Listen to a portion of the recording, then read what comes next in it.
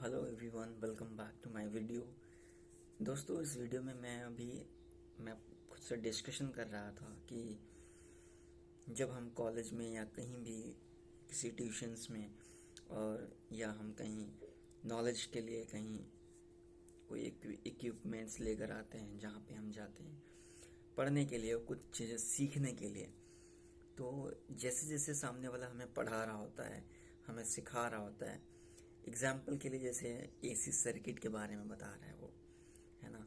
तो उसमें हम सीखते हैं, उसमें हम जानते हैं, उसमें नए नए वर्ड्स, नए नए शब्द आते हैं, उसमें हम समझते हैं कि एक्चुअली कैसा काम हो रहा है, कैसा कैसा बिहेव करता है वो सर्किट, है ना। जब हमें समझ में आता है और उस लेवल का टीचर भी हमारे साथ में, या यूँ कहें तो नॉट एट टीचर, वो हमें टीचर कहना अच्छा नहीं, बट हम उन्हें फैकल्टी का नाम दें तो वो बहुत ज़्यादा बेटर होता है। तो ऐसा क्या होता है कि हम जो वो फैकल्टी हमें समझा रहा होता है, जो हमें 80% हमें समझ में आ रहा होता है कि यस, तो वहाँ पे हमारे माइंड में, हमारे दिमाग में, हमारे न्यूरॉन्स में क्यूरोसिटी निकलती है, जो पैदा होती है। वो है आस्किंग क्वेश्चंस। जो हम क्वेश्चंस को पूछते हैं, जिनसे हमें क्वेश्चन पूछने का एक रिस्पॉन्स मिल जाता है कि यस, इसके बाद ये क्या होगा, अगर ये ऐसा नहीं होगा, ऐसा होगा तो क्यों होगा और क्यों नहीं होगा, यू नो।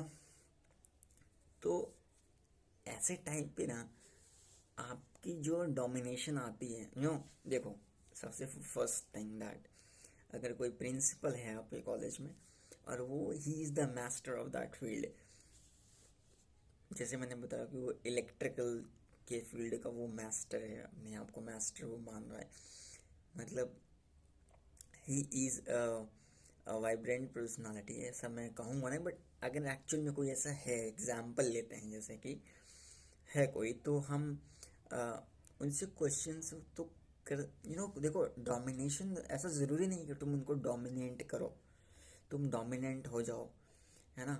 बट ये है कि तुम्हें को वो क्लैरिटी मिलनी चाहिए। क्यों? The reason is behind that कि तुम वहाँ पे पढ़ने के लिए गए हो, you are going for that the study purpose, getting it. And always remember कि तुम्हारा टाइम जो है ना, वो बहुत ही ज़्यादा क्रूशियल है। तुम्हारा टाइम बहुत ज़्यादा इम्पॉर्टेंट है, बहुत ज़्यादा हाईली इम्पॉर्टेंट है। Time is most important. सबसे ज़्यादा इम्पॉर्टेंट क्या है? Nothing, that is the time. Time के साथ में और थोड़े पैसे, टाइम और पैसा, दो चीज़ें इम्पॉर्टेंट है फिलहाल में। और तो बहुत चीज़ें हैं, हेल्थ हो गया, नो, और हेल्थ हो गया तीसरी चीज़ अगर मैं बात करूँ तो। बट अभी के लिए जो कुछ नहीं है, तो टाइम, तुम्हारे फैमिली में कुछ नहीं है, तुम्हारी लाइफस्टाइल गंदी है, बेकार है, तो इसके बारे में कभी बात करेंगे। लेकिन एक अच्छा टाइम को गेन करने के लिए आपको थोड़ी इन्वेस्टमेंट करनी पड़ेगी, नॉलेज की, थोड़े अपने दिमाग का, बुद्धि का इन्वेस्टमेंट करना पड़ेगा।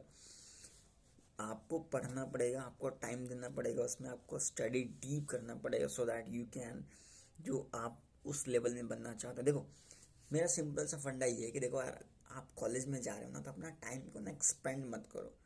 You never to expend your time, you never to kill your time. You have to be conscious that कि तुम्हारा टाइम बहुत ज़्यादा इंपॉर्टेंट है और तुम सीरियस हो लाइफ में, तुम बहुत ज़्यादा सीरियस रहो लाइफ में, लाइफ को लेकर के, और सीखो। और नहीं समझ में आ रहा तो यू कैन डोमिनेंट, आप प्रिंसिपल को डोमिनेंट कर सकते हो सकता है उनके स्टूडेंट ना बनो, बट एक एक बेस्ट स्टूडेंट बन जाओ तुम। तुम्हारे आस्किंग, तुम्हारी क्यूरोसिटी को देकर, तुम्हारे आस्किंग क्वेश्चंस को पूछ कर, क्योंकि तुम्हें समझ में आ रहा होता, तुम पूछोगे ना, डेफिनेटली पूछोगे। तो हमेशा याद रखो कि तुम्हारा टाइम बहुत ज़्यादा इंपॉर्टेंट है, और तुम वहाँ पे गए हो फ्री नहीं हो, तुम वहाँ पे गए हो तो वैल्यू बनाने के लिए गए हो, तुम अपना वैल्यू क्रिएट करने के लिए गए हो।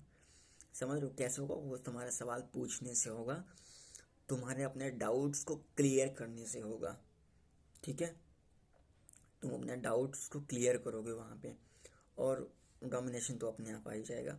जब अपने डाउट्स को क्लियर करोगे, जब अपने समय की वैल्यू करोगे, सामने वाला अपने आप ऑटोमेटिकली वो जान जाएगा, बस करो ये बंदा थोड़ा कॉन्शियस है और थोड़ा अच्छा है। बाकी रह गई बात फैमिली प्रॉब्लम्स की और ये फाइनेंशियल इश्यूज़ की और ये तमाम तरीके की जो चीज़ें हैं, ये इसके लिए क्या फिर, ये तो देखो लाइफ है, थोड़ी तो रहेगी सर, ये सबके हाथ में है, सबके साथ में रहता है। तो अगर कोई टीचर आपसे बोलें तो क्यों सर प्रॉब्लम, फैमिली प्रॉब्लम तो sir you already know that कि सभी के फैमिलीज में होती हैं। तो जस्ट फॉर दैट कि मुझे भी ऐसा कुछ करना पड़ रहा है बिकॉज द रीज़न कि मैं कॉलेज में नहीं आ पा रहा था, तो उसके लिए मुझे माफ़ी चाहता हूँ। बाकी thank you so much for बताने के लिए। इतना बोल के थैंक यू बोल कर क्या बैठ जाए, बस अपनी बात को एंड कर दे। Thank you so much.